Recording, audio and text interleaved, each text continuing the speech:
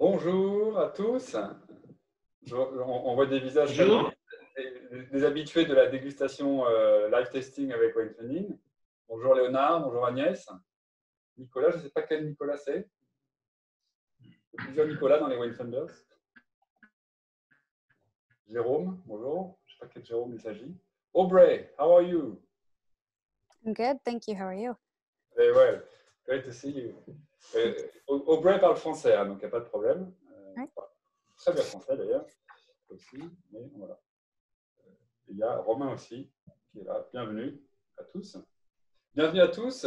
Merci de nous rejoindre pour ce live testing en compagnie de Didier Le Calvez et Philippe Gracieux au château Clarisse. Donc, vous les voyez, ils sont là. Bonjour. Oui. Voilà. Bonjour. Exactement, comme ça on voit qui est qui. Et moi je ne suis pas vraiment au château Clarisse. Derrière moi c'est le chai du château Clarisse, mais ce n'est qu'une photo. Je suis aussi à mon bureau. Voilà. Et on va du coup parler un petit peu de l'histoire du château qui a été créé en fait de toutes pièces par Didier, qui auparavant, peut-être le présenter rapidement, il a dirigé des grands hôtels que je pense que tout le monde connaît, même si on n'a pas forcément séjourné. Mais notamment le Georges V et le Ritz, et plus récemment la Réserve. Et il a eu à cœur de mener un petit projet, petit, mais en même temps très prenant, projet entrepreneurial et familial au château Clarisse, en rachetant des différentes parcelles, en sélectionnant les bons terroirs et en trouvant une maison autour. Donc il a créé le château Clarisse du nom de sa fille aînée. Voilà. Et ça s'est créé de toutes pièces. Et il est venu nous voir parce qu'en fait, comme le vin est distribué dans des beaux établissements, ils aiment bien souvent avoir des millésimes un petit peu anciens, qui sont prêts à boire, qui sont en maturité. Et il y a un besoin de financement de ce stock. Et donc on a mis en place, et ça a été le premier wine bond, donc l'obligation à laquelle certains d'entre vous qui sont là ont souscrit. Donc je remercie déjà de nous avoir fait confiance sur ce modèle innovant, parce que c'était quand même la première fois que ça se faisait au monde. Donc, il a eu confiance en nous là-dessus. Et je remercie aussi, par la même occasion, tous les Wayfinders. Il y a Nicolas qui fait partie de ces... Bonsoir, Nicolas. Bonsoir. Qui fait partie des heureux investisseurs.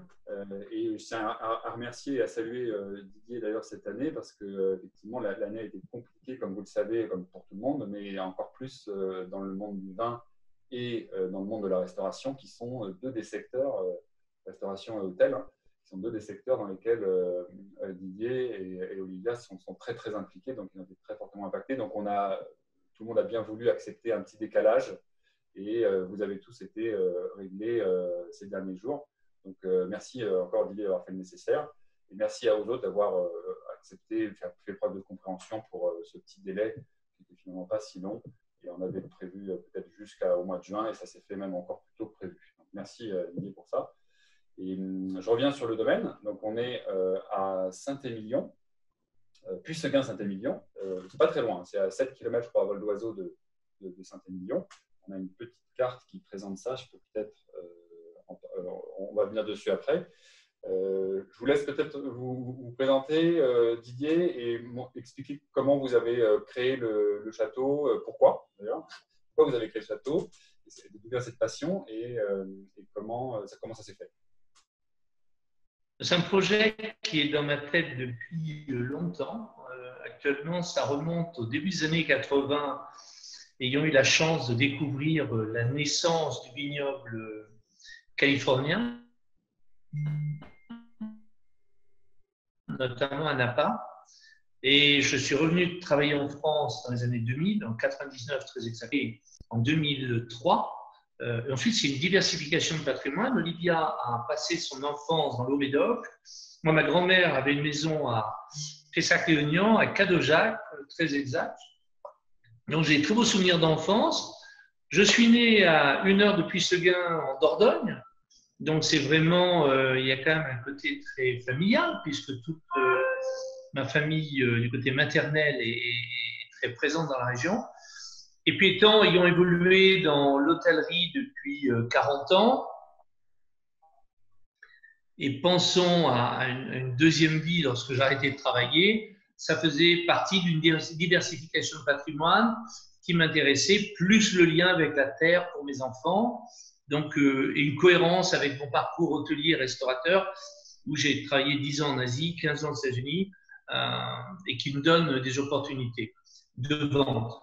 L'autre élément qui est un élément fondateur, c'est qu'en tant qu'hôtelier, j'ai vu l'évolution des prix sur les grands vins de Bordeaux depuis les années 2000, et vous avez eu des explosions de prix ces 20 dernières années. Et l'objectif pour Olivier et pour moi est de créer une marque, de créer un vin avec une qualité constante, comme lorsque vous pensez à Lingebach, vous pensez à Aubaï, vous pensez à Saucisson Malais. Donc notre idée est de créer un très très bon rapport qualité-prix, parce que même si les gens sont très fortunés, lorsque des grands vins commencent à se vendre 800 € en primeur, ça me paraît excessif. Donc l'idée est très brièvement, j'aurai l'occasion, j'imagine, de répondre à d'autres questions, c'est de créer un vin qui soit sur un terroir dont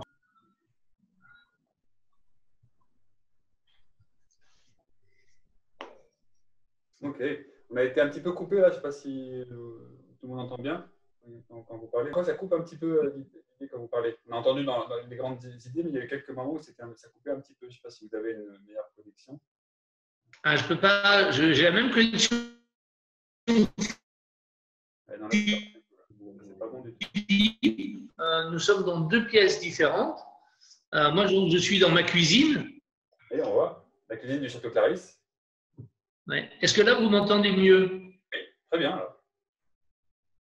Parfois, ça coupe. Qu'est-ce que vous n'avez pas entendu préalablement? Il y a eu quelques passages coupés, mais on a entendu les grandes lignes, je pense. Donc ça, c'est intéressant. Je vais peut-être partager avec vous quelques éléments sur la localisation. En termes de terroir, on se trouve… attendez, je vais vous partager ça.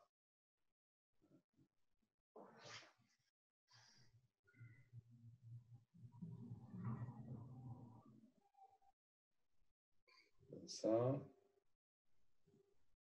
Excusez-moi un instant.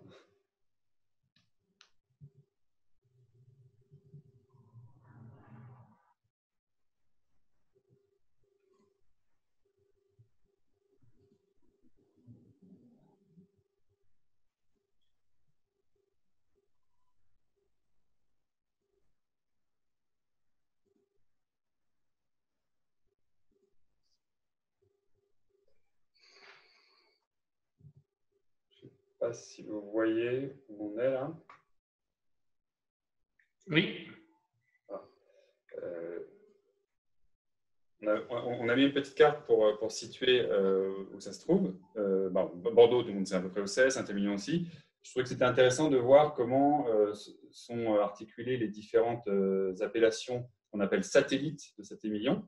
On a Saint-Émilion qui est là, avec le village à peu près au milieu. Et il y a les différentes appellations qu'on appelle les satellites, donc, notamment Montagne, Lussac, Franck de Bordeaux, et également Puisseguin-Saint-Émilion. C'est ce qu'on appelle, et la petite appellation aussi de Saint-Georges-Saint-Émilion. C'est ce qu'on appelle les appellations satellites, avec parfois des terroirs qui sont meilleurs que des mauvais terroirs de Saint-Émilion. C'est ce qui a été, je pense, le point fort lorsque vous avez constitué Clarisse, c'est de trouver les bons terroirs, notamment sur ce plateau. Et ce qui est intéressant aussi sur cette carte, c'est qu'on voit que l'appellation Castillon est juste à côté. Et c'est pour ça que vous avez quelques parcelles en Castillon. Et c'est pour ça qu'on va déguster d'ailleurs un vin de l'appellation Castillon, qui est du Château Clarisse. Voilà. En termes de vignoble, vous avez assez rapidement souhaité convertir en bio.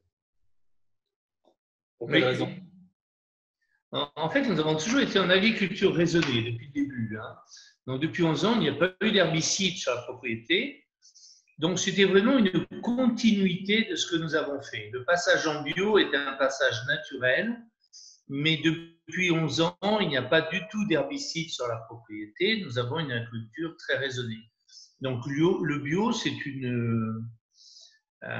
très compliqué de faire du bio à Bordeaux, si je puis me permettre, parce que le combat, et Philippe vous en parlera, comment ? Je dis certains châteaux très connus qui s'étaient engagés dans cette démarche ont abandonné. Oui, alors je pense, c'est une question de taille, de ceci là. Nous semblons être à la bonne taille.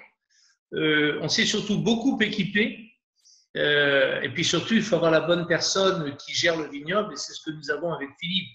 Mais il faut vraiment une équipe qui soit très motivée, parce que travailler en bio, ça veut dire que les personnes qui travaillent sur le vignoble acceptent de travailler le samedi de temps en temps, voire même le dimanche, parce que vous avez des créneaux où il faut, où en fonction de la météo, il y a des choses à faire. Notre couverture ne nous couvre que pour 20 mm de pluie. Donc, c'est énormément de pression sur Philippe et sur ses...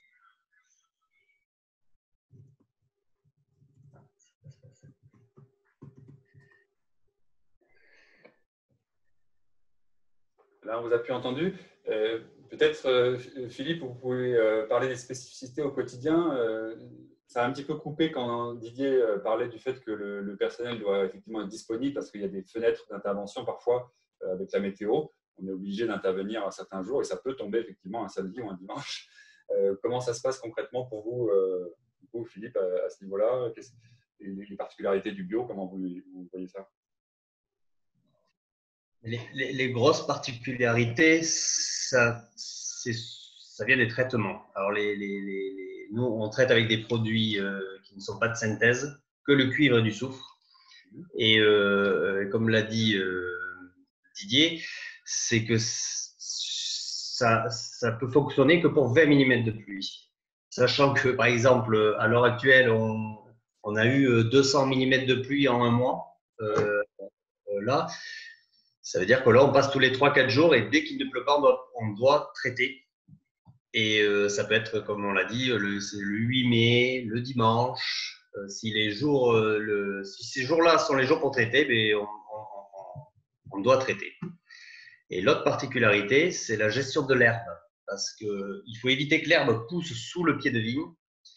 Et le fait que l'on soit en bio, on a des sols très riches et l'herbe pousse à peu près 3 fois plus vite que chez des conventionnels. Et pour donner un exemple, il y a 15 jours, on n'avait quasiment pas d'herbe sous le pied. Et là, il y en a eu beaucoup de pluie et de la chaleur. Et on arrive sur certaines parcelles à avoir de l'herbe qui arrive juste au niveau du fil en 15 jours. Là, on voit une photo. Là, sur, je ne sais pas si vous voyez la photo, là, Philippe. Oui, bien sûr. C'est une décavaillonneuse. Ça sert à enlever l'herbe sous le pied de vigne. Voilà, c'est un des outils. Et c'est vraiment un combat de tous les jours. Et en fait, le bio par rapport au conventionnel, la différence en termes de travail, c'est qu'on est des combattants. On ne s'arrête jamais. Que ce soit pour les traitements, pour la gestion de l'herbe, ça peut être épuisant, mais après, quand on y arrive quasiment tout le temps. Hein, donc, c'est quand même réjouissant. C'est pour ça qu'on le fait. Mais vous avez utilisé rapidement un terme qui est technique, qui fait partie de votre langage quotidien et que tous les gens qui travaillent dans le vin connaissent. C'est le terme de décavaillonneuse. Et peut-être que tout le monde ne connaît pas forcément. Alors, je me permets peut-être. Vous pouvez expliquer, Philippe, ce que c'est? D'accord, mais c'est simplement la bande de terre que les conventionnels désherbent, c'est-à-dire que c'est celle qui est vraiment sous les pieds de vigne. C'est ce qu'on appelle le cavaillon. Et décavaillonner, comme son nom l'indique, c'est enlever cette bande de terre pour enlever l'herbe. Alors, on enlève la terre qui est sous les pieds de vigne et après, on la remet, on la renlève, on la remet pour gérer l'herbe. Voilà. Et la machine, là, effectivement, c'est assez ingénieux, c'est simple, mais ça fonctionne bien. En fait, ça détecte dès qu'il y a un pied de vigne et voilà. La machine se rétracte pour ne pas arracher le pied de vigne. Sinon, c'est ça. elle va labourer et arracher le pied de vigne, ce qui serait assez catastrophique. Et donc, ça fonctionne assez bien, c'est assez robuste, mais c'est assez amusant de voir comment ça fonctionne. Et donc, ça permet au niveau du sol, qu'est-ce que vous constatez dans le sol, le fait de travailler La différence avec du conventionnel, elle est énorme. Les sols ne sont plus du tout les mêmes. Ils deviennent vivants, mais vraiment beaucoup plus vivants. La biodiversité, c'est-à-dire dans les insectes, les vers de terre se multiplient.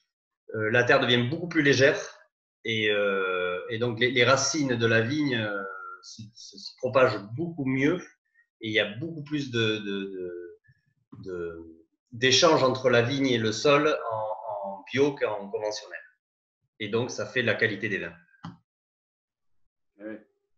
On le voit, le sol, effectivement, quand il est vivant, là, comme ça, il y a une odeur dans le sol, il y a une matière. Et le sol s'effrite de lui-même comme si on était dans un bois. Par exemple, quand on rentre dans un bois, on peut s'apercevoir que le sol, on peut rentrer la main dans la terre, le sol, il n'est pas dur. Et on commence à trouver ce genre de choses après 10 ans sans herbicides. Ça commence à travailler, puis depuis 4 ans en bio, voilà, maintenant, le résultat se voit est visuel, vraiment. Ça. Et là, depuis, c'est plus récent, vous avez aussi commencé la conversion en biodynamie. C'est une étape supplémentaire. Qu'est-ce que ça implique concrètement au niveau du travail? Alors là, c'est pour aller encore plus loin. La biodynamie va transformer les sols beaucoup plus en profondeur. Nous, on est sur un sol, sur un plateau calcaire. Et on a à peu près 50 cm de terre. Et là, le fait de travailler en bio, on va dire, on a 25 cm qui sont très vivants et après le reste qui est de la vie. Mais en biodynamie, on va faire revivre le sol du plateau calcaire jusqu'à la surface. Alors, la différence du travail, ça va être sur les compostages, c'est-à-dire sur c'est différentes méthodes par des traitements spécifiques pour amener le sol à mieux composter, à être beaucoup plus vivant. C'est un peu technique, mais… Et au niveau des traitements que vous faites, quel type de traitement vous pouvez utiliser? Alors, en bio, on n'utilise que le soufre et le cuivre. Et avec la biodynamie, on applique des tisanes qui permettent de baisser la quantité de cuivre. C'est-à-dire que en bio, on a le droit à 4 kg de cuivre par an, en moyenne par an. En biodynamie, c'est 3. Et la personne qui nous suit en biodynamie met 1 kg de cuivre par hectare sur les propriétés qui suivent. Donc, on diminue de 4 fois la quantité de cuivre qui est le problème du bio. Et pour que les solutions qui sont du coup à dose plus faible et presque homéopathiques, hein, peut-être faire cette comparaison presque, sans être trop simpliste, le fait qu'elles soient actives, est-ce que vous utilisez les dynamiseurs? Là, on s'y met à la biodynamie. Ces traitements, on va les commencer maintenant. D'accord. Donc, on les a pas encore fait. Là, on a vu le spécialiste, celui qui nous suit ce matin. On est en train de mettre ça en place. Et oui, il faut un dynamiseur. Alors, c'est une machine qui brasse de l'eau et l'on met. C'est de l'homéopathie, mais. On a préparé, on a une petite vidéo là qui explique le dynamiseur justement. Je ne sais pas si vous l'avez. D'accord. Voilà. Non, c'est pas ça. Je l'ai aperçu.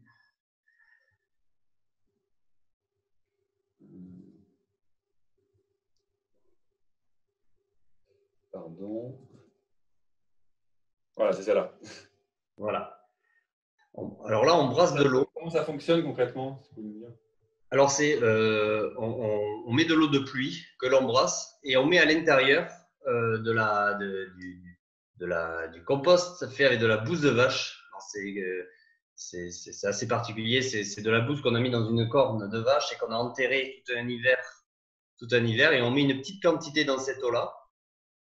Et en fait, c'est vrai que c'est un peu particulier, mais en mettant cette solution, en aspergeant les sols avec cette solution, on explique au sol de comment il va transformer les matières organiques. Ça paraît très particulier, même, je vais vous avouer, même moi, j'ai eu du mal à y croire. Mais tous ceux qui l'ont essayé disent que ça fonctionne. Et la personne qui m'a convaincu à ça, c'est Claude Bourguignon, que j'ai eu la chance de rencontrer et qui m'a expliqué. Il y a forcément des explications. On ne sait pas trop pourquoi, mais ce qui est sûr, c'est que tous les sols que l'on examine sans biodynamie sont beaucoup plus vivants que ceux qui sont en bio et en profondeur, et ça fonctionne. C'est pas, on est sur quelque chose de… Permettez peut-être de rajouter, c'est innovant pour nous, mais nous ne sommes pas les premiers. Vous avez Château Smith Lafitte, vous avez Lafitte Rothschild qui fait ça. Donc vous avez des très grands noms Pontet-Canet, vous avez des très grands noms du vignoble. Nous apprenons, mais je crois que Château Smith Lafitte le fait depuis 20 ans, Lafitte Rothschild depuis un temps conséquent. Donc pour nous, c'est tout un processus d'apprentissage qui est dans la continuité de ce que nous avons fait avec le bio, mais nous ne sommes pas les premiers, donc on a la chance de pouvoir bénéficier de l'expérience d'autres personnes. Et ça, c'est vrai que sur des méthodes comme ça, finalement, l'empirisme est très important, et donc l'expérience des autres est très importante, et c'est bien de pouvoir échanger avec ça et d'être accompagné là-dessus. Vous citiez Claude Bourguignon, donc Claude et Lydia Bourguignon, pour ceux qui ne connaissent pas. C'est un couple d'ingénieurs agronomes qui sont spécialisés dans les sciences du sol. Ils ont d'ailleurs participé à un film de Colin Serrault qui est très bien fait, qui raconte leur histoire et l'impact sur la vie des sols, du travail qu'ils font. Ils ont un laboratoire en Bourgogne spécialisé dans les sciences du sol. Ils sont vraiment brillants et passionnés par ça. Lorsqu'ils viennent sur une propriété, ils rentrent dans la fosse tous les deux et ils s'émerveillent en comptant tous les lombrics. C'est formidable de les voir travailler comme ça. Et ils sont vraiment passionnés et passionnants. J'ai eu la chance d'aller aux 25 ans de leur laboratoire il y a 2-3 ans. Où j'étais invité à la cérémonie, et il y avait justement Colin Serrault et d'autres personnes. Et c'est très intéressant d'avoir aussi des témoignages de personnes qui ont rencontré Claude et Lydia Bourguignon il y a 20 ans, alors qu'ils avaient fait 30 ans de chimie et que leur sol était mort et qu'ils ne vivaient plus, complètement tassés. Ils ont commencé à appliquer les principes et ils ont, de Claude et Lydia Bourguignon. Ils ont revu leur sol renaître, avoir des odeurs, avoir de la vie, avoir une meilleure aussi rétention d'eau. Ça permet de bien améliorer tout ça. La vie du sol s'est améliorée. Ils ont dit que c'est le jour et la nuit. Ça a pris des années, 7-8 ans pour eux, après des dizaines d'années en chimie pure, de faire revivre le sol. Mais ils y sont arrivés et c'était émouvant parce que des gens comme ça qui se sont mis à pleurer en racontant cette histoire sur leur sol que leur père leur avait transmis avant la guerre, avant les traitements chimiques, et qu'ils avaient tué pendant 30 ans de chimie. Et j'étais très, très intéressé de voir ça. C'est vrai que c'est un gros travail, la biodynamie. Il faut être encore plus attentif, je pense, à ce qui se passe dans le vignoble. Et c'est un travail quotidien où, en fait, ça peut paraître un petit peu ésotérique comme tout ce que vous avez décrit, etc. Et il y a des gens qui peuvent se poser la question. Moi-même, j'ai une formation agronome. On ne nous a pas appris autre chose que des choses très rationnelles. Et il y avait un petit peu un regard critique à l'époque sur la biodynamie. Moi, ça m'a toujours intéressé. Et je trouve que, en fait, ce qu'il faut arriver à comprendre, c'est que l'attention qu'on porte à la vigne, on est plus attentif. On a aussi un meilleur environnement en termes de biodiversité, qui crée un meilleur équilibre, moins de pression parasitaire. Et on stimule aussi les défenses naturelles de la vigne, parce que la vigne peut se défendre naturellement. Donc, c'est une belle étape du développement de Château Clarisse. C'est pour quand la certification en biodynamie alors ? Ça- 2021, probablement, 2021. D'accord. Donc, le premier millésime certifié en bio, c'était quel millésime? 15? 2019. 19. Ah oui, oui, c'était le. 2019, nous avons droit à la certification intermédiaire. Mais la vraie certification, 2017-2018, nous sommes en certification intermédiaire, mais le label bio, nous pouvons le mettre sur les bouteilles avec le 2019. D'accord. On peut peut-être commencer à goûter là, les vins. On avait prévu le Castillon, du coup, le Château Clarisse. C'est la première cuvée. Je ne sais pas qui l'a avec lui. Qui a la chance d'avoir une bouteille.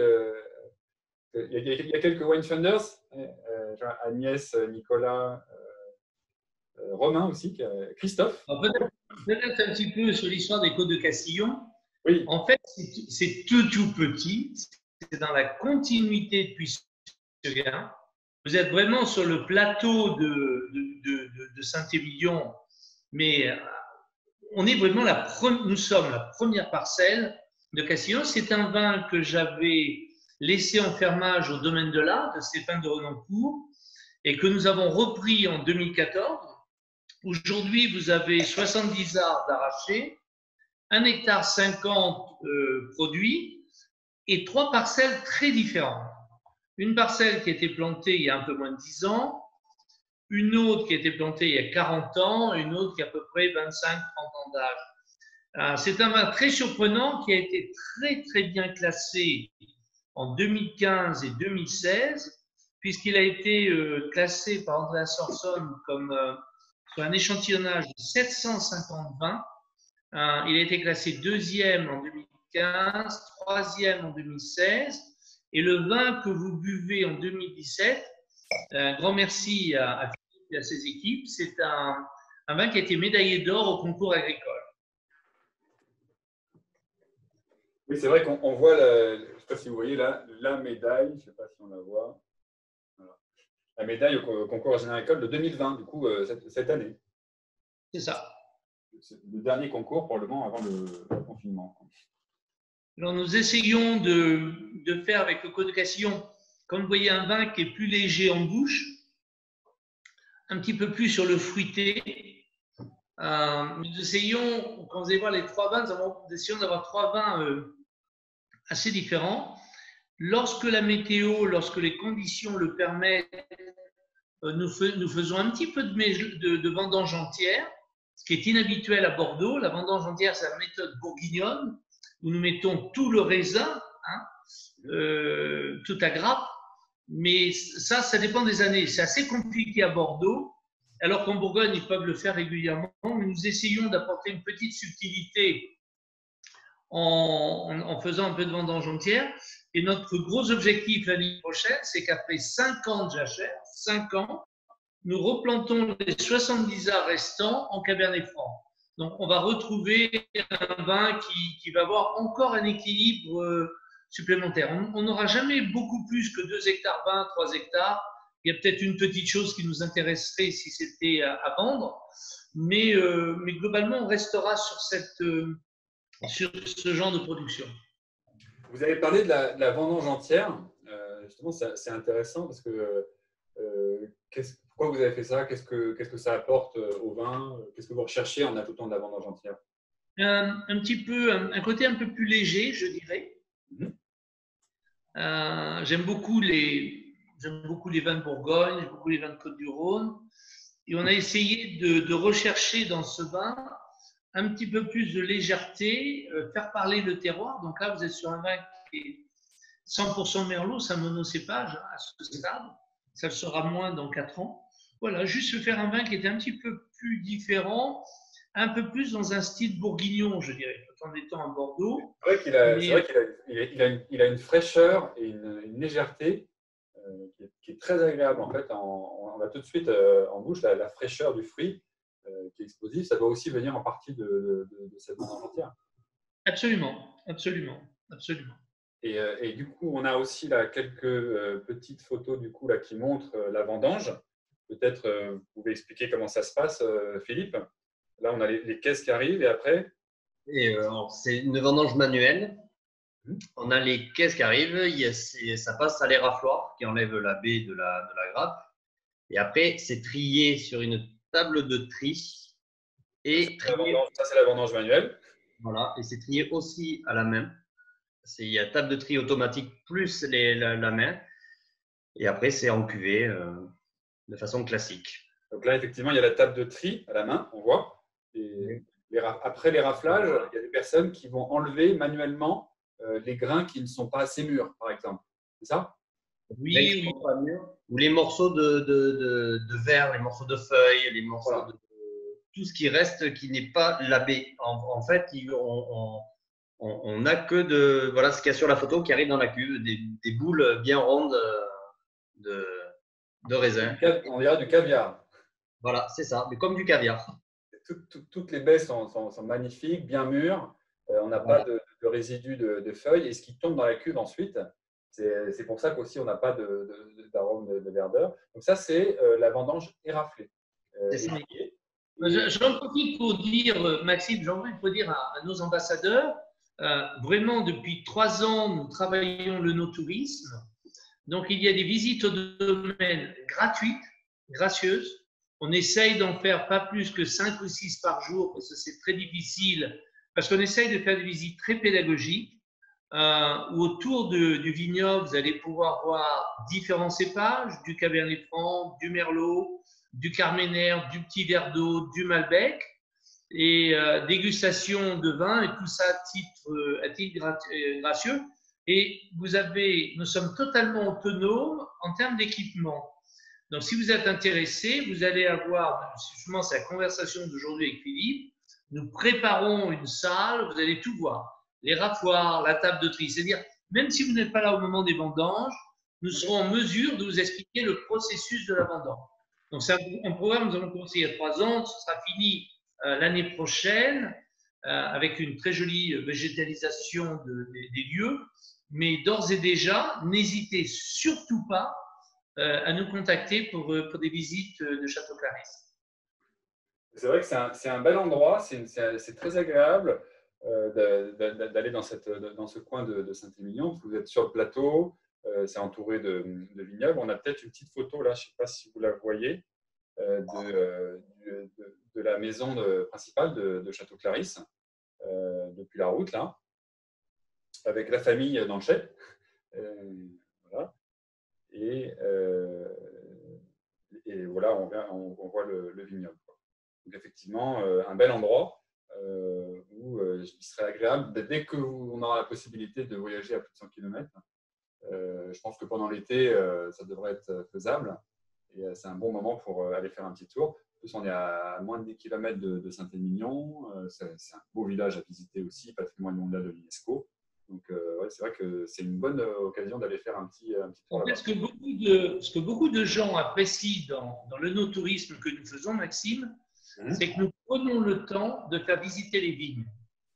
Et la chance, nous avons planté de telle façon, à 5 minutes, les gens peuvent voir 5 ou 6 différents cépages et des vignes avec des âges différents. Et ensuite, bien sûr, la visite des chais. Mais la visite de la vigne est quelque chose que nos visiteurs apprécient énormément, ce qui n'est pas toujours le cas, ou même très rarement le cas. C'est vrai, parce que là on voit la carte du vignoble. Si vous pouvez justement la commenter là sur la maison se trouve ici là, et on a donc des parcelles qui sont tout autour de la maison, mais il y a aussi quelques parcelles justement en Côte de Castillon, c'est ça? Alors, on a les parcelles qui sont toujours en bordure de falaise. En fait, c'est dans la continuité. On a globalement d'un seul bloc à peu près 12 hectares. Et puis surtout, nous avons beaucoup travaillé avec Philippe et les équipes, les bois qui sont en bordure des parcelles, parce que les bois apportent une complémentarité à la biodynamie, au bio. Donc, on attache énormément d'importance à revoir les bois, d'apporter des espèces d'arbres supplémentaires avec l'INRA. Nous travaillons étroitement avec l'INRA. Et là, nous recommençons un programme de plantation de haies. Donc, de nouveau, pour apporter une biodiversité, pour apporter du biodiversité. Et là, cette photo que vous avez du domaine aérien sera totalement changée d'ici 2 ans, puisque nous sommes en train planter des jardins. Nous allons également planter des bacs. On vous expliquera le type de plantes que nous utilisons en biodynamie, justement pour ces infusions. Et ça, c'était un des bois que nous avons remis un peu en état. Excusez-moi, vous avez parlé de… Je ne vous entends pas. Vous avez parlé de… Oui, nous refaisons tous les jardins. On s'y attaque cette par Christophe. Il y a une question qui a été posée par Christophe Berthelot, qui est un des winefunders, le Château Clarisse d'ailleurs. Il est venu, je pense, chercher ces bouteilles même au château. Il demande justement si vous envisagez la création d'un jardin utile pour planter des consoudes, prêles et autres. Oui, absolument. Bon. C'est exactement la conversation que nous avons eue. Ah, d'accord. C'est amusant. Philippe, parlez à En quoi ça consiste ce jardin? Peut-être Philippe, vous pouvez en parler? On n'entend pas très bien l'idée en fait. Alors le modèle, c'est de… On veut faire un lien entre le no-tourisme, la biodynamie et donc on veut faire visiter l'endroit où on va faire la biodynamie. Et juste devant, on va faire un jardin. Les gens pourront visiter où on va faire pousser toutes les plantes que l'on se sert en biodynamie pour les tisanes, pour les choses comme ça. Donc ça peut être la consoude, les orties, la valériane, enfin il y a beaucoup de choses qu'on utilise en biodynamie. Et vous allez être autosuffisant pour vos préparations. Peut-être que nous, on ne sera peut-être pas autosuffisant parce que le jardin ne sera peut-être pas assez grand pour notre consommation, mais en partie suffisant et c'est surtout pour faire découvrir cette méthode de culture, pour que les gens voient exactement ce que c'est. Ok. On passe peut-être au second vin. On a dégusté donc là le Château Clarisse Castillon, médaille d'or au concours général agricole de Paris. C'était le millésime 2017. Et là, c'est intéressant, on va être sur le même millésime, aussi 2017. Mais cette fois, on est sur le Château Clarisse, la cuvée principale du château, en appellation Puisseguin-Saint-Émilion. Vous devez la voir à l'écran. C'est une jolie bouteille d'ailleurs, assez élégante et sobre. Et 2017, on peut peut-être en parler, c'est un millésime qui n'est quand même pas très facile à Bordeaux, qui n'a pas eu très bonne presse, mais qui, lorsqu'on a bien travaillé, qu'on a bien trié les raisins, ce qu'on voit sur la table de tri, a permis de sortir des vins de très grande qualité, ce qui est le cas ici, on va le découvrir. Vous pouvez peut-être nous en parler un peu du vin, Philippe? Philippe, vous voulez commenter? Je vous laisse. Bon, mais vous êtes sur… en fait, c'est un millésime quand même assez intéressant parce que comme vous le savez, en 2017, nous avons eu un petit peu de gel. Donc, en fait, vous avez une très belle sélection. Avec le 2017, commence à apparaître dans Château Clarisse un plus grand pourcentage de Cabernet Franc. Le Cabernet Franc représente à peu près 20-25% de l'assemblage de Château Clarisse, avec un petit peu de Carmenère, une petite touche de Carmenère qui va aller grandissante avec les années, mais c'est vraiment notre vin de référence, je dirais, contrairement au Castillon que je vous ai expliqué. Donc, laissez-moi prendre… Vous avez cité la Carmenère, qui est un cépage qui a été un peu oublié à Bordeaux, qui n'a pas été tellement replanté après le phylloxéra. Et c'est amusant l'histoire de la Carmenère, parce qu'en fait, c'est un cépage qui est très planté. Le pays où il y a le plus de Carmenère au monde, c'est le Chili. Et en fait, exactement. C'est ça? Et nous avons comme œnologue consultant, comme vous le savez, probablement Julien Viau, ingénieur agronome, qui incidemment a racheté la maison de Michel, le partenariat de Michel Rolland. Donc Julien est un des partenaires clés de Michel Rolland et il suit personnellement la propriété. Et en fait, le lien est fait avec le Carmenère. Comme il s'occupe de vignobles au Chili et tout ça, il adore le Carmenère. Et il nous apporte une expertise supplémentaire. Et en fait, l'année prochaine, nous avons une petite parcelle de 5 arts.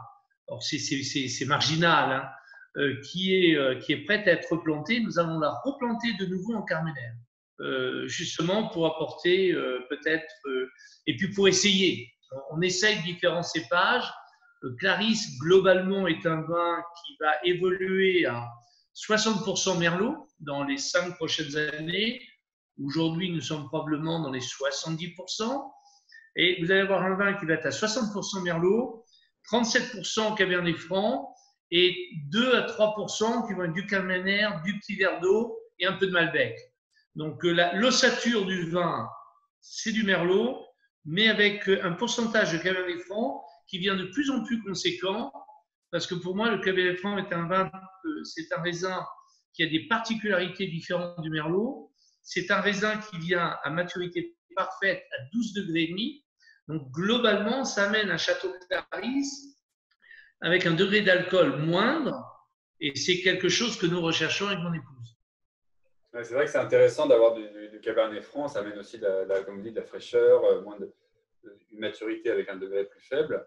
Et peut-être que entre guillemets, le changement climatique avec le réchauffement permet aussi d'arriver à une meilleure maturité avec le Cabernet Franc.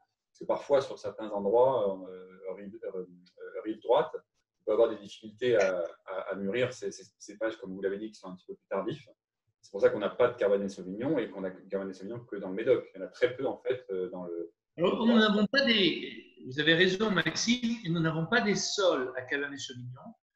Nous avons des sols à Cabernet Franc. Et le Cabernet Franc, vous avez absolument raison, se récolte techniquement 2 semaines après le Merlot. Ça, vous pouvez parier dessus. Mais au jour d'aujourd'hui, avec ce réchauffement qui se passe, et puis le problème du Cabernet Franc, c'est qu'avant, les gens le plantaient sur des mauvaises parcelles. Alors qu'aujourd'hui, nous plantons le Cabernet Franc sur les meilleures parcelles.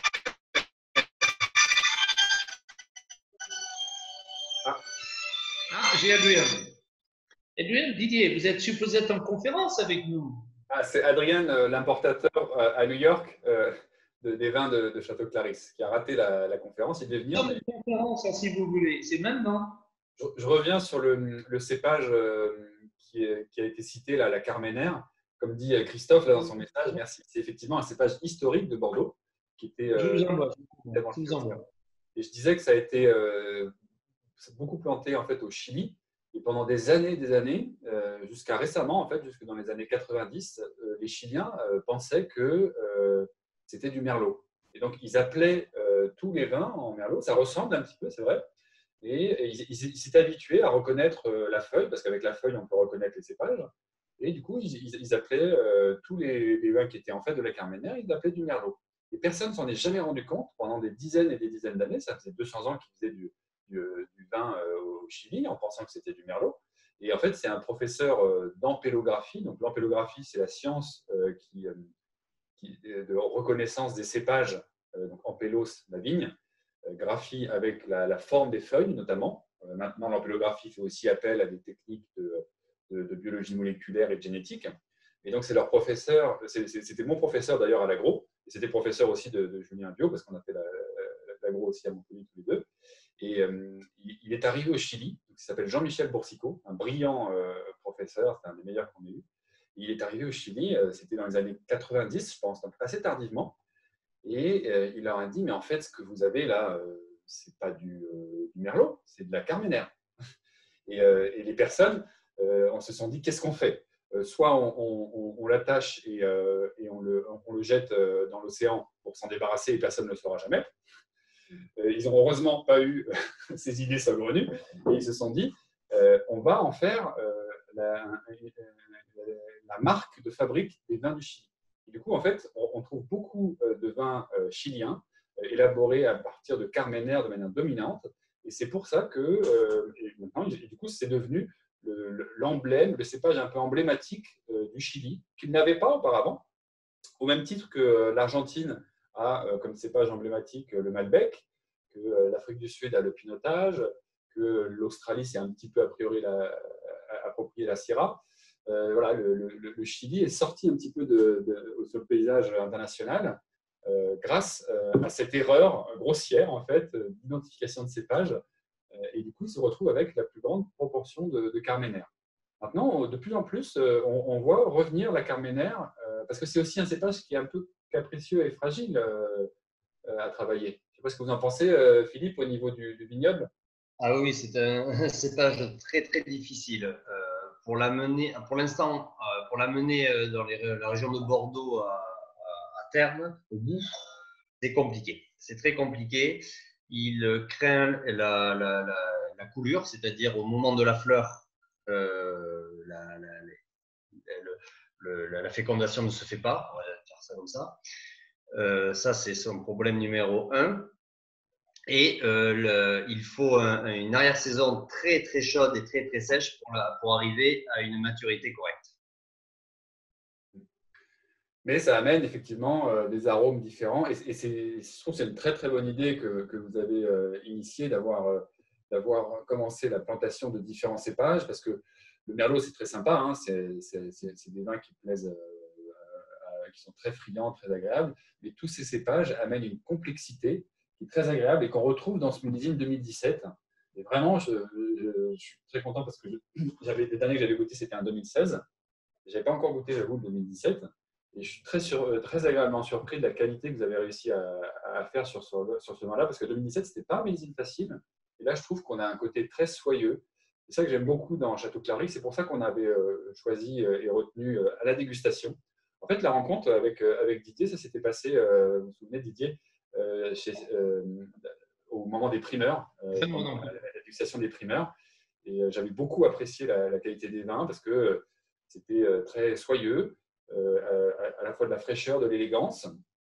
Donc des vins qui peuvent se déguster dans leur jeunesse, mais qui peuvent durer aussi pendant plusieurs années, et pendant de nombreuses années. Là, par exemple, on est sur un 2017, c'est un vin qui est assez jeune, en fait, mais il se boit très bien dans sa jeunesse, et compte tenu de la matière et de l'équilibre qu'on a, avec une belle acidité, il faut le dire, hein, il y a une belle acidité quand même, qui n'est pas verte, mais qui permet de sous-tendre le vin.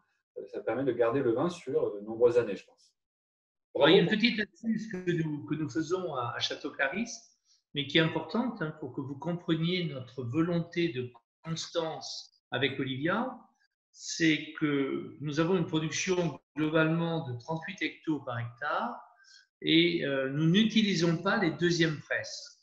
C'est-à-dire que les deuxièmes presses, vous avez toujours bon an, mal an, entre 30 et 50 hectos de deuxième presse qui diluerait le vin, qui diluerait la qualité, et ça, nous le vendons en vrac.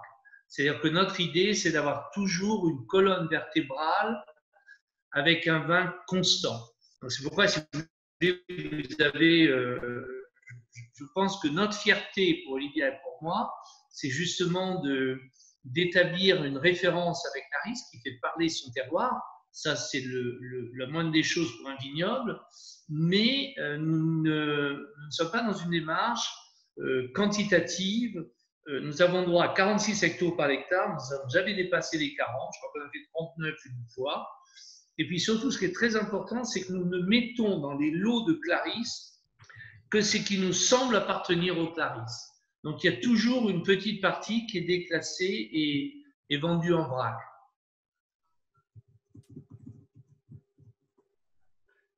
Et ça permet du coup de maintenir la qualité effectivement sur les cuvées en sélectionnant uniquement les meilleurs jus de presse notamment. Et vous parliez du rendement de 38 hectolitres hectare. On a parlé la semaine dernière justement, pour ceux qui étaient là, qui ont assisté, on a parlé de rendement par rapport au rendement autorisé sur l'appellation. C'est combien? Vous pouvez rappeler le rendement autorisé sur l'appellation? 46. C'est à couper là, pardon? Non, c'est 55. C'est 46. Philippe, c'est bien ça? C'est 55 et ça peut monter jusqu'à 60. Et nous sommes à 38. Voilà, donc l'idée, c'est d'avoir un rendement peut-être plus faible, mais une qualité meilleure. Donc on a moins de quantité, mais on a une meilleure qualité. Mais de nouveau, Maxime, je reviens sur l'idée d'origine avec Olivia. Bon, moi, je suis très amoureux de Lynch-Bages et j'ai jamais été déçu par une bouteille de Lynch-Bages. Donc, il faut toujours s'inspirer de certaines personnes. On pourrait dire ça un peu de Omar Buzet. On peut beaucoup dire ça de Socian Domalé et Aubaï. Et l'idée pour Olivia et pour moi, c'est d'aller sur une qualité très constante. Oui, c'est ça, effectivement. Et là, c'est une prouesse d'avoir réussi d'atteindre ce niveau de qualité sur 2017, qui ne devait pas être un millésime facile. Et vraiment, je suis ravi d'avoir très bien goûté là, le Clarisse, donc la cuvée principale du château 2017. Et on peut peut-être passer au suivant. On avait prévu de goûter le château Clarisse, donc c'est la cuvée Vieille Vigne. Je ne sais pas si vous voyez là. Je vais peut-être passer tout simplement en partage d'écran. Voilà. Là, on était sur Château Clarisse, le principal, et la cuvée Vieille Vigne qui se distingue par son étiquette Vieille Vigne, une bouteille un petit peu plus lourde aussi, c'est comme ça qu'on la reconnaît. Comment ça se passe au niveau vendange, terroir, sélection des parcelles? Alors, tout est toujours globalement le même terroir, excepté que c'est deux parcelles qui ont été plantées en 1945. Donc vous êtes sur le même terroir, mais de toute évidence, vous avez une production nettement moindre. En vieille vigne, on doit être sur du 30 hecto-l'hectare. C'est une idée qui remonte au tout début avec Stéphane de Renancourt, où on avait ces deux vieilles parcelles et nous nous sommes dit pourquoi pas faire méthode bourguignonne de la vieille vigne. Parce que comme vous le savez, Bordeaux est un vin d'assemblage. Moi, je suis très amoureux de la Bourgogne et je veux de plus en plus faire parler des parcelles, voire des cépages. Donc, on pourrait très bien avoir dans un certain temps un château Clarisse Merlot, 100% Merlot. Là, c'est de la vieille vigne, donc c'est globalement en 2017, vous êtes sur la parcelle que nous appelons 12B, plantée en 1845. Par contre, avec le 2017, il y a une nuance où nous faisons une partie d'assemblage. Donc, nous allons faire 50% de vieille vigne et ensuite, nous allons faire de l'assemblage avec du Cabernet Franc. Alors, dans le cas de 2017, je crois qu'on est plus dans les 60-70 Merlot, 30% Cabernet Franc. C'est une toute petite production, 8000 bouteilles, 10 000 le plus. Mais l'idée, c'est vraiment d'avoir un vin qui exprime la qualité parcellaire de vignes qui ont été plantées en 1945. Et nous allons évoluer. En fait, malheureusement, nous allons devoir arracher pratiquement la moitié de cette parcelle parce qu'elle arrive en fin de vie. À la place, nous avons... Didier, je ne sais pas si vous voyez le plan là des parcelles. Quelles sont les parcelles qui rentrent dans les vieilles vignes? Alors, vous avez la 12B. D'accord. Ici, là. Et malheureusement, on va l'arracher pratiquement de moitié cet automne parce qu'elle arrive en fin de vie, alors que le haut du plateau se tient très bien. Puis je crois qu'il y a la 37 également. Mais l'évolution que nous voulons donner à la vieille vigne, c'est d'aller sur un mélange qui va de plus en plus, probablement avec le 2019, 50% Cabernet Franc, 50% Merlot. Et là, vous êtes sur un 2016 qui représente à peu près 30% de Cabernet Franc. D'accord. Et 2016, très grand millésime à Bordeaux. Et là, on voit une belle réussite sur ce millésime avec 2016, qui est un millésime qui avait le niveau de concentration et de 2015, mais avec encore plus d'élégance et de finesse, je trouve, que 2015. Là, on le retrouve. C'est vraiment un vin qu'il faut aérer. C'est pour ça que j'ai changé là, avec Agnès pour savoir si elle avait bien aéré le vin. Et moi, du coup, je l'ai aéré une heure avant, je l'ai mis dans le verre pour justement avoir ça. Parce qu'au début, quand je l'ai servi, c'est vrai qu'il était un petit peu fermé, un peu timide. On ne sentait pas grand-chose. Et là, depuis qu'on parle, donc un quart d'heure, une heure bientôt, c'est très agréable, les arômes qui sortent. Qu'est-ce que vous en pensez, Agnès?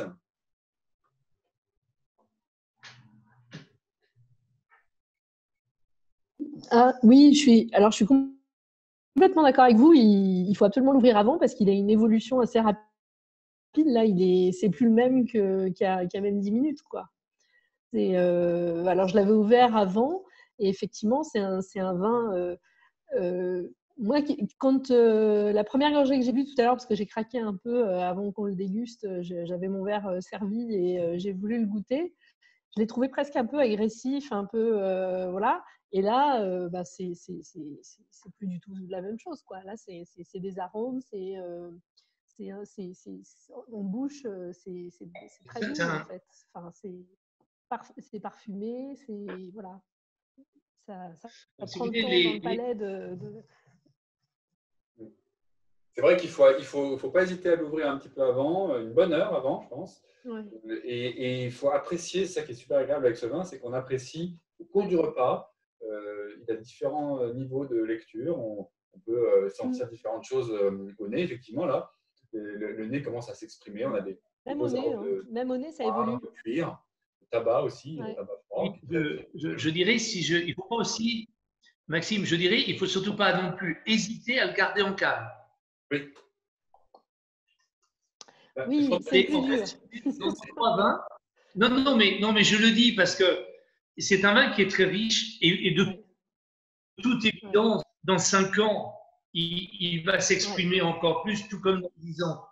Donc, comme nous avons 3 vins, on essaye, comme Maxime l'a dit, le 2017 que vous avez se boit facilement, il est plus léger en Castillon.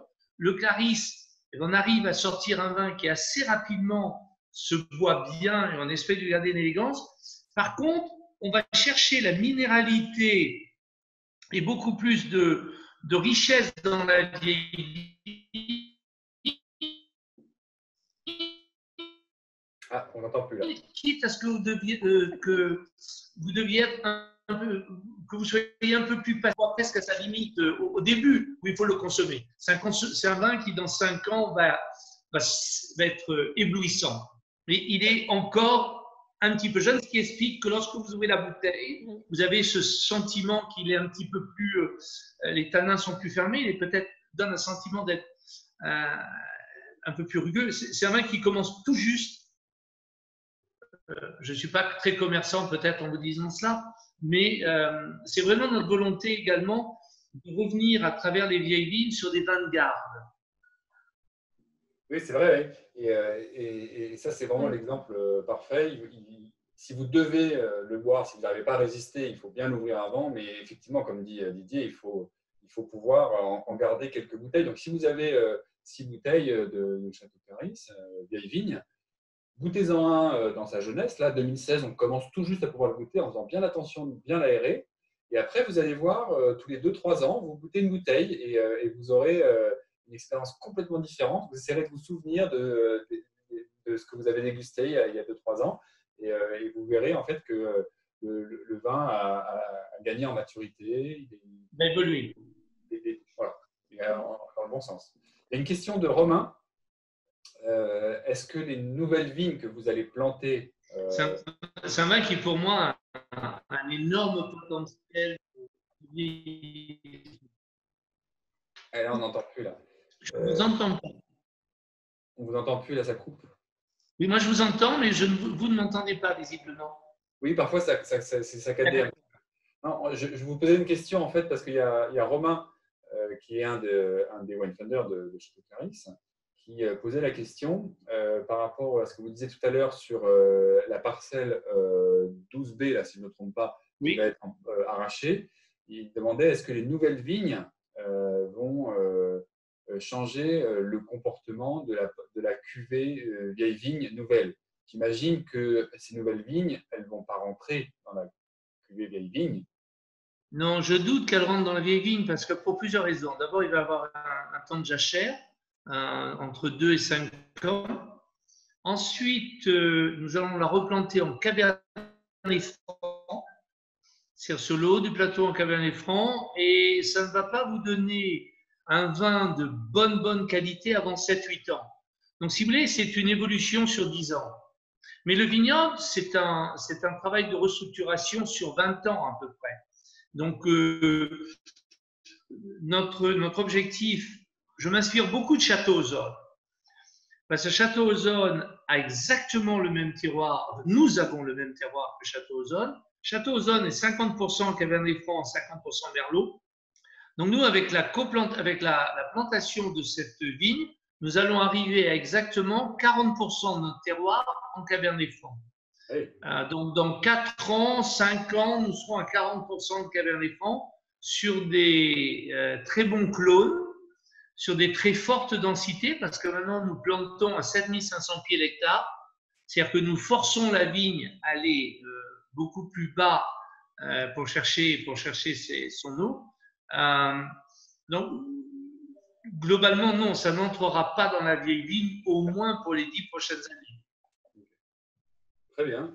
Bon, c'est intéressant. Est-ce que vous avez des questions là dans les participants qui restent? On a un petit peu débordé sur le timing, donc certains ont dû partir. Est-ce que ceux qui restent là ont peut-être des questions sur, que ce soit sur le vignoble, sur la vinification ou sur la distribution? Moi, j'avais une question, c'est Léonard. J'ai pas bien entendu le vieille vigne. Vous conseillez de le garder combien de temps avant de l'ouvrir et de le déguster? On peut le déguster maintenant. Il n'y a pas de… Dans la mesure où on fait ce que dit Maxime, de bien l'aérer et tout ça.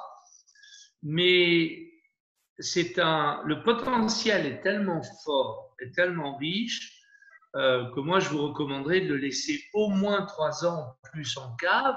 Et comme le dit Maxime, si vous avez plusieurs bouteilles, je pense que c'est toujours amusant, c'est d'ouvrir un grand vin en période intermédiaire. Buvez-le aujourd'hui, faites vos marques avec ce que vous ressentez, écrivez-le parce que sinon on oublie, et faites le même exercice dans 3 ans et je pense que vous aurez des sensations très différentes. Mais c'est un vin qui est fait par nous avec une volonté de le laisser s'exprimer dans la durée. C'est-à-dire que lorsque vous avez des vieilles vignes, les vieilles vignes, elles se régulent elles-mêmes et elles ne vont vous donner que ce qu'elles peuvent vous donner. Donc là, vous n'êtes même pas dans des rendements de 38 hectolhectares, vous êtes probablement dans des rendements de 30 hectolhectares. Vous avez énormément de puissance dans ce vin. Et là, si vous en avez, si vous avez les lieux pour, moi je vous dis, restez assis sur ce vin 3-5 ans. Ce qui n'empêche pas qu'il est très buvable au jour d'aujourd'hui. Mais il va s'épanouir. Il va s'épanouir. Je pense que ça, c'est une des grandes forces des vins de Bordeaux. Si vous vous souvenez, les vins de Bordeaux ont une capacité d'épanouissement dans le temps. Et ça, je pense que vous avez un bon exemple avec la vieille vigne d'un vin qui va vous faire plaisir dans la durée. Donc 2016, vous avez un très bon millésime, comme 2015. Nous savons tous que c'est un vin qui peut perdurer dans le temps. Donc oui, je devrais vous dire, achetez beaucoup de bouteilles et consommez-les très vite. Mais je pense que c'est bien de les acheter avec une volonté d'en garder. Je n'entends personne. Mais je vois de très beaux visages. Et il était bon.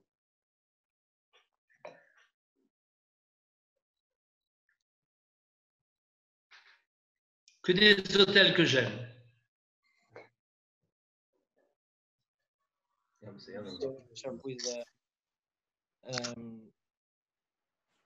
With Sophie or James. James is probably even better. He's better than her. Yeah. James is a lot better. So let's try to. Excusez-moi, moi j'étais en mode silencieux et je commençais à parler. Je voulais parler un petit peu de la distribution parce que c'est toujours quelque chose qui est important en fait. Un domaine viticole, il y a quand même 3 métiers. D'abord, il faut produire le raisin, ensuite il faut le transformer en vin et enfin il faut le commercialiser. Donc là, au niveau distribution, c'est là où je pense que Château Claris est très très fort. Bon, vous avez aussi eu raison d'utiliser le réseau que vous avez dans j'ai mis là ici quelques exemples d'hôtels.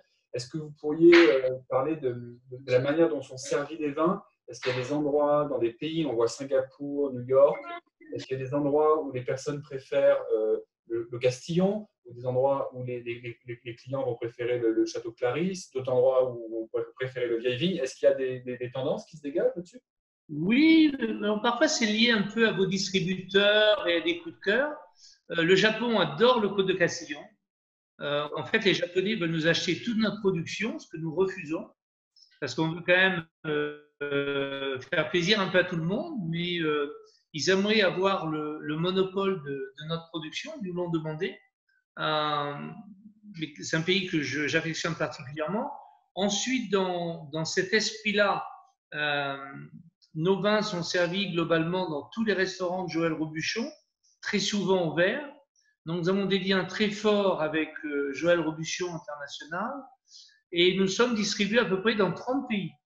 Donc, l'idée de Clarisse, c'est d'avoir… alors, nous sommes un peu… Alors, je ne sais pas jusqu'à quel point, mais j'imagine que vous avez… Là, vous êtes coupé. Là. Vous pouvez recommencer votre phrase, Didier, parce qu'on a été coupé là. La commercialisation des vins de Bordeaux… Ça a coupé un petit peu.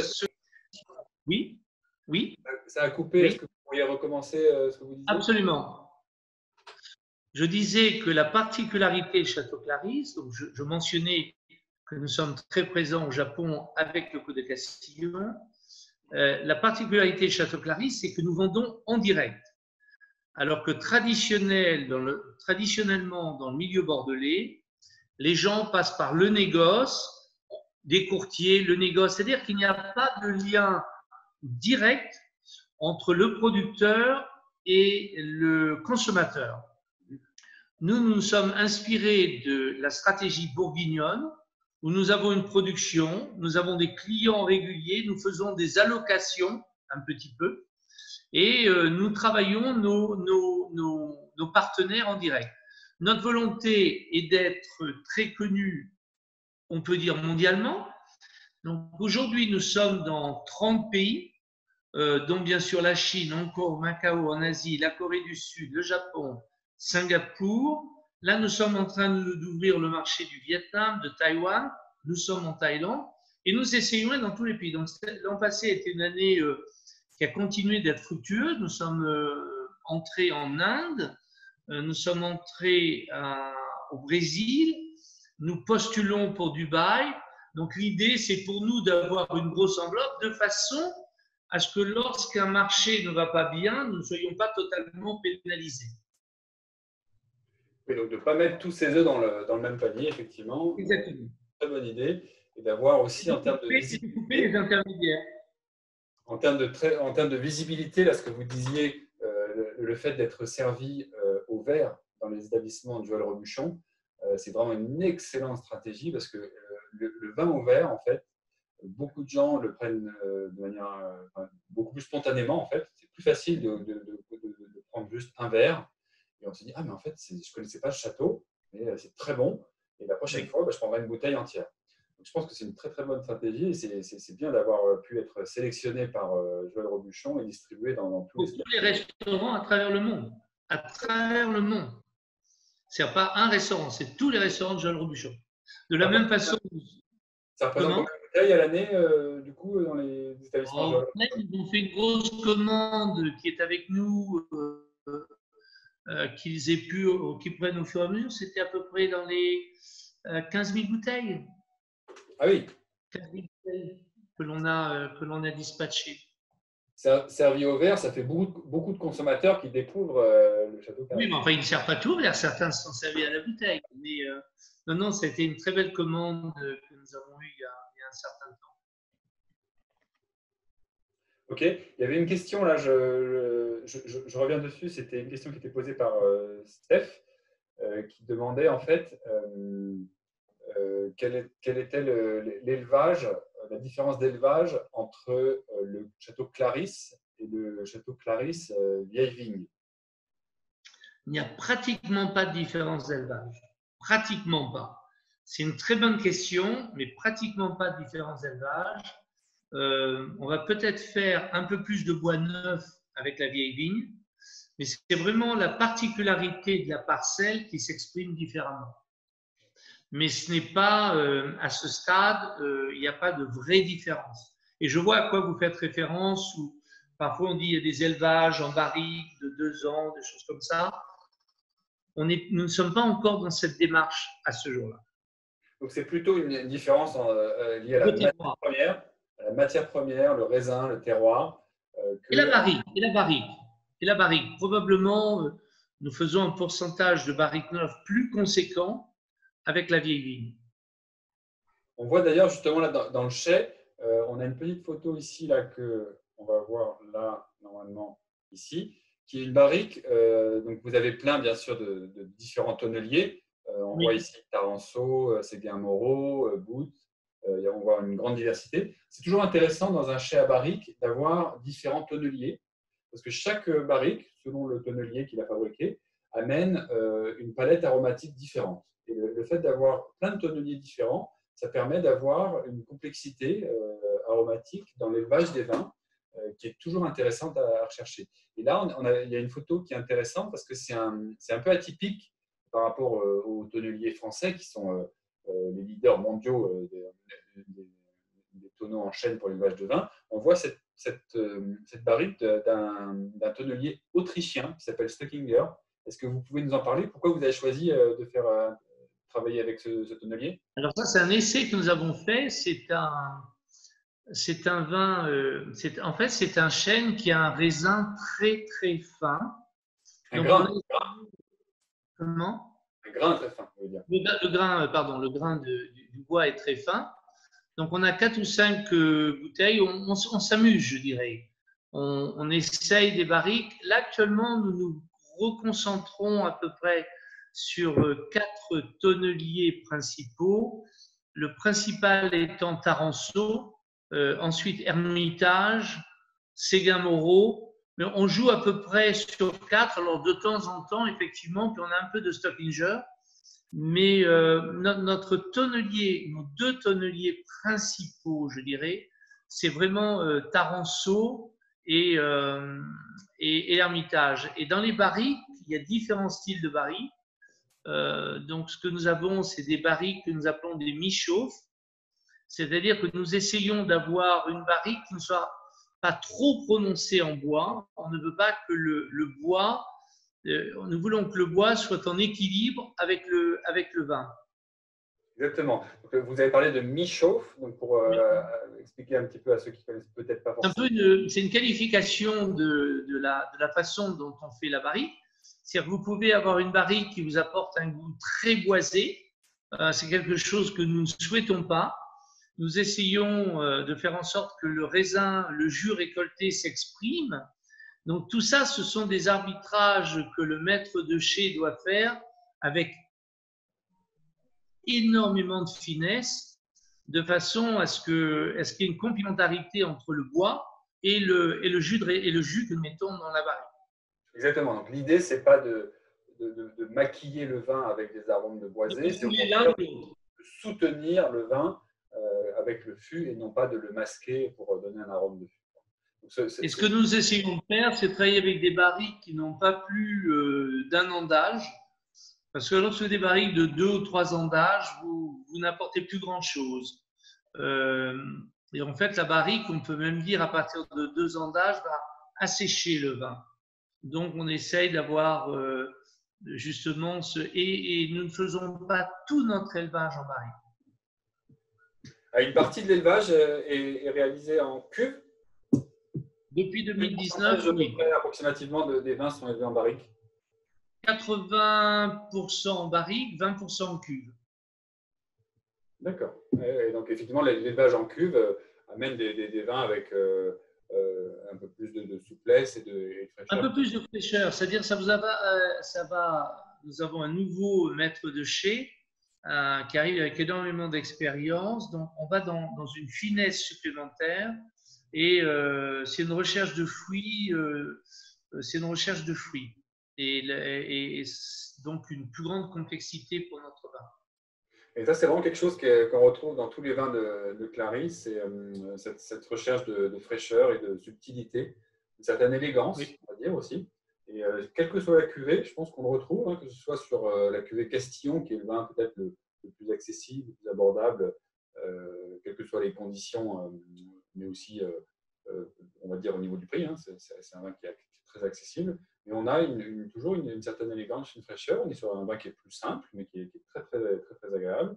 Et quelle que soit la cuvée, on a toujours une belle fraîcheur. C'est ce style que vous recherchez, un peu quelque part une petite touche bourguignonne dans les vins de Bordeaux. C'est très bienvenu, je pense que c'est ça. Voilà, je ne sais pas s'il y a d'autres questions des participants. Merci pour vos questions là, sur l'élevage. Effectivement, on n'a peut-être pas abordé ce point-là. Moi, j'ai une bonne nouvelle à annoncer. Ah oui? Nous faisons plaisir. Donc, nous avons planté l'an passé un petit peu de petits verres d'eau parce que le petit verre d'eau est supposé apporter un petit piment supplémentaire au vin. Donc, l'année prochaine, le petit verre d'eau va commencer à être productif. Mais surtout, nous faisons un pari. Nous avons fait étudier nos sols et les meilleurs experts le confirment, que ce soit Thomas Duclos, que ce soit surtout Julien Viau. Et nous allons planter une parcelle de 40 arts en chardonnay. Ah, là, on va vraiment partir en Bourgogne. Nous allons partir en Bourgogne. Donc, nous plantons dans le mois qui vient notre première parcelle de chardonnay. C'est un scoop. Et ça va être planté là cette année ou l'année prochaine? Non, pas dans le mois qui vient. Ah, super. Juste à côté du domaine. Juste à côté de la maison. Et c'est hyper intéressant ce que vous dites parce que depuis des années, on en parle dans le milieu professionnel. C'est vrai que ces terroirs calcaires, parce qu'il y a souvent un terroir calcaire, et là, sur le plateau autour de la maison, il y a ce sous-sol calcaire. C'est idéal pour faire des grands blancs, en fait. Et c'est dommage qu'on n'en fasse pas plus, parce que Saint-Émilion est connu pour les vins rouges. Et je pense que ça va être une très belle expérience et certainement une belle réussite, parce que ces terroirs calcaires, ils vont amener de la fraîcheur, de la tension sur les chardonnays. Et j'ai hâte. Du coup, ça va être en vin de France? Ça va être en vin de France, oui. Voilà. Mais ce sera Clarisse. Ce ne sera pas Château Clarisse, ce sera Clarisse. Et voilà, parce qu'en fait, dans le décret d'appellation, que ce soit Bordeaux, ou Castillon ou Puy-Séguin-Saint-Émilion, le cépage chardonnay n'est pas autorisé. On peut à Bordeaux planter du sauvignon, de la muscadelle, pas mal de cépages, mais pas le chardonnay. Et du coup, le fait de planter du chardonnay, vous allez devoir le déclarer en vin de France, donc il n'aura pas d'appellation dessus. Et étant en vin de France, il n'a pas le droit de porter la mention de château. Voilà. Exactement. Chardonnay de Clarisse. C'est ça. Donc on a hâte de goûter ce prochain chardonnay. C'est une belle initiative, assez audacieuse. Nous avons notre réseau, Maxime. Nous avons notre réseau de restaurateurs, de particuliers. Ça va représenter à peu près 3000 bouteilles. Et j'en ai parlé à notre clientèle américaine. Tout le monde a hâte de voir ce vin. Et il faut se démarquer. C'est pourquoi, si vous voulez, préalablement, quand vous avez parlé de biodynamie, il faut aller plus loin. Il faut aller chercher plus loin la perfection. Et de la même façon, le chardonnay nous apporte une 4e cuvée. Et je ne m'interdis pas de faire à terme une cuvée monocépage, merlot, cabernet franc. Mais là, notre objectif avec Philippe est de faire du chardonnay. Très belle initiative, assez audacieuse, je dois dire, à Bordeaux. Et j'ai hâte de goûter ce chardonnay sur un terroir vraiment adapté pour le chardonnay, le plateau calcaire où vous êtes. Tout le monde le confirme. Sur un plateau qui a 100 mètres d'altitude à peu près, même plus que 100 mètres d'altitude. C'est un des plus hauts de la Gironde. Oui, absolument. Le plus haut. Le plus haut. On n'a pas parlé de ça au début, je suis désolé, j'ai oublié de poser la question, mais effectivement. Puis Seguin, en vieux français, comme nous le savons, c'est le mont Seguin. Seguin est un lieutenant de Charlemagne et qui, lors de la retraite d'Espagne, s'est donc arrêté et c'est le mont Seguin, puis Seguin. En fait, c'est mal écrit parce que techniquement, et la mairie a failli faire changer le nom. Le nom devrait s'écrire PUY, de toute évidence. Oui. Ok. Donc ça explique pourquoi on est à une altitude élevée et donc ce plateau avec des dizaines de mètres de calcaire sous le sol qui apporte cette fraîcheur et cette minéralité qui va être vraiment, je pense, très intéressante dans ce chardonnay. On va vraiment être en Bourgogne à Château Clarisse. On y arrive. C'est vallonné, c'est beau, on y arrive. Ok, je pense que c'est une bonne association, en fait, d'amener une petite pointe de Bourgogne dans le Bordelais. Je pense que ça fait vraiment du bien. Ok. Je ne sais pas si vous avez d'autres questions, les participants. Comment se présente le Château Clarisse Vieille Vigne, Agnès, là? Il évolue Alors, ah oui, non, il évolue toujours, mais je voulais simplement revenir sur un point, c'est que moi, je suis très Bourgogne, beaucoup plus que Bordeaux à la base. Et j'apprécie et j'appréciais déjà avant ce soir le Château Clarisse, mais je comprends mieux pourquoi, en fait. C'est-à-dire qu'il y a quelque chose de Bourgogne dans cette bouteille et voilà, je crois que ça m'explique certaines choses. Donc, j'ai également hâte de déguster le chardonnay, c'est certain. Et voilà.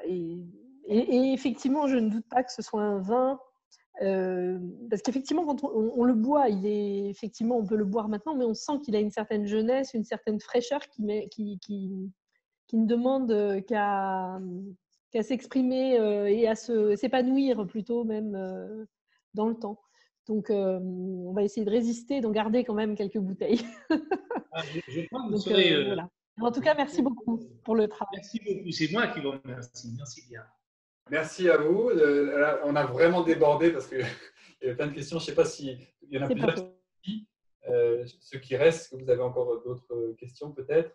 Thomas nous a passé un petit message. Il a dit qu'il avait hâte de goûter le chardonnay. Donc là, le scoop que vous avez annoncé, Didier, il y a plusieurs personnes qui attendent avec impatience le chardonnay. Alors, croyez-le ou pas, c'est assez amusant parce que dans un écrit de Saint-Émilion du XVe siècle, il est écrit qu'il y a du vin blanc produit à Saint-Émilion. Il y a un écrit où il y a un vin blanc produit. Et toute évidence, aujourd'hui, ce n'est pas le cas. Donc, ça va être amusant, on va refaire un lien. On va retourner en arrière. L'histoire est un éternel recommencement. Absolument. Voilà, bah merci à tous. Merci pour ce partage. Merci Philippe. Pardon. Merci Didier, merci Philippe pour ce moment de partage. Merci à tous ceux qui ont participé.